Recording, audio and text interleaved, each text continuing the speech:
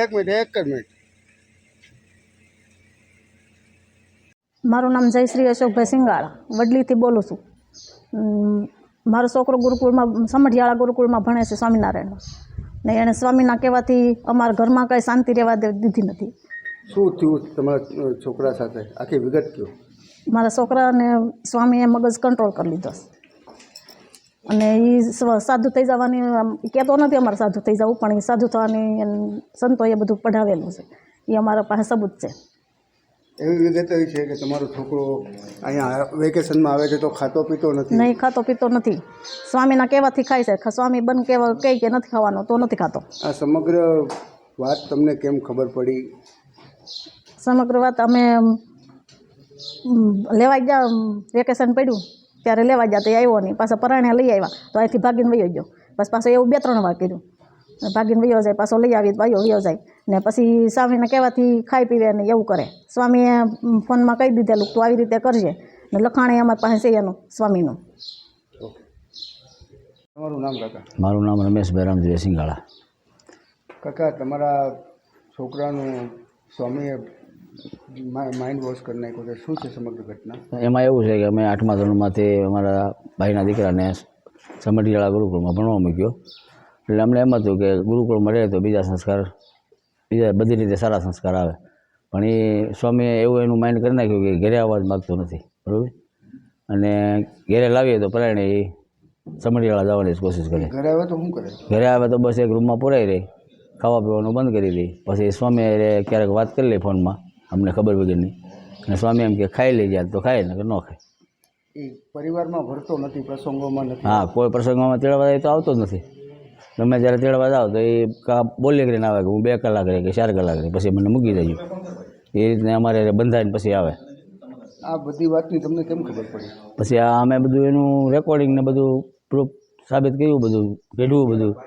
એના ઉપરથી અમને ખ્યાલ આવ્યો કે આમાં સ્વામીનો હાથ છે, સ્વામી જ આ બધું કરાવે. આ બાબતે તમે સ્વામીનો સંપર્ક કરવાની પ્રયત્ન કર્યો? સ્વામીનો સંપર્ક પ્રયત્ન કર્યો પણ સ્વામી અમને મળ્યા જ નહીં ક્યારે. ત્યાં જાય એટલે સ્વામી હાજર હોય જ નહીં. ના, સમગ્ર વાત પછી તમને કઈ રીતે ખબર પડી? રેકોર્ડિંગથી કે? રેકોર્ડિંગથી અમને ખબર પડી ગઈ બધી કે ભાઈ આ બધું સ્વામી જ કરાવે બધું. એક ઘટના એવી પણ બની છે, એના પપ્પાનું કહેવાનું એવું છે કે છોકરો જે છે તેને અહીંયા ઘરે લઈ આવ્યા હતા અને પાછું જતો રહ્યો. હા, એ એમ એક વખત લાવ્યા હતા અમે, પછી અમે મનાવ્યો એને. અમે 2 કલાક મનાવ્યા, અમારથી ન માન્યો. પછી સ્વામીને ફોન કર્યો કે ભાઈ આ ગાડી હેઠળ નથી ઉતરતો. અમે 4 વ્હીલ લઈને તેડી આવ્યા. અમે પછી એની કાઢી કરી, ખૂબ મહેનત કરી, પણ ગાડી હેઠળ ઉતર્યો જ નહીં. પછી સ્વામીને ફોન કર્યો ને એટલે સ્વામીએ કીધું કે ગાડી હેઠળ ઉતરી જાય, જમી લે. એટલે જમી લીધું. પછી જમવાનું જ બંધ કરી દીધું. અને બીજા દિવસે મોકો મળ્યો એટલે ભાગી ગયો. અને ભાગી ગયો એ સ્વામીએ અડધી કલાકમાં અમને ફોન કર્યો, તમારો દીકરો અહીં આવી ગયો. 12:30 છોકરો ઘેરે હતો, 1:30 વાગે છોકરો સમઢિયાળા ગુરુકુળે પહોંચી ગયો.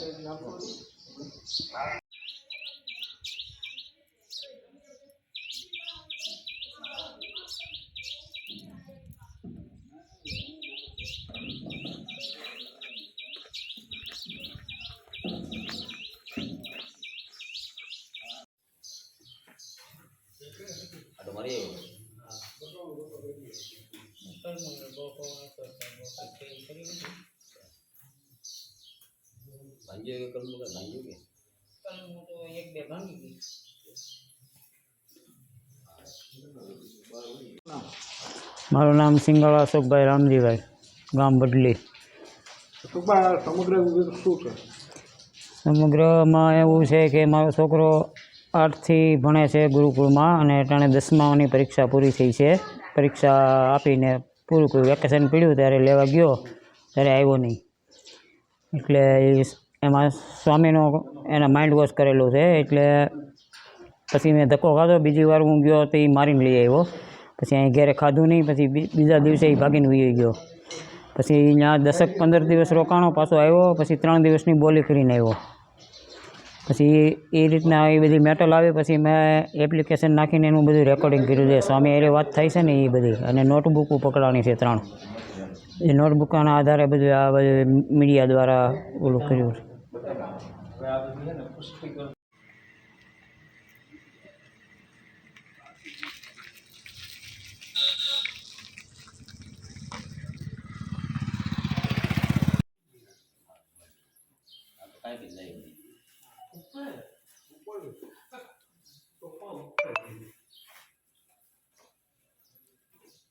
કેમ મોરલ ભાંગી ને ઓલા ભાઈને હે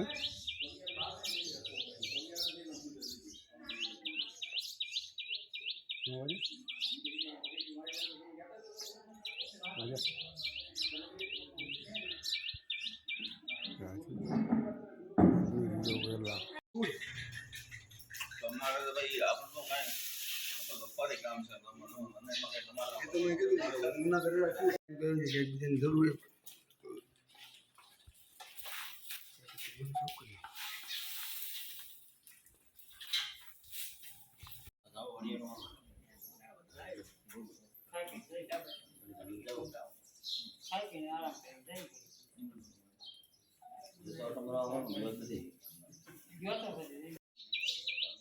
હુલો આવે સામે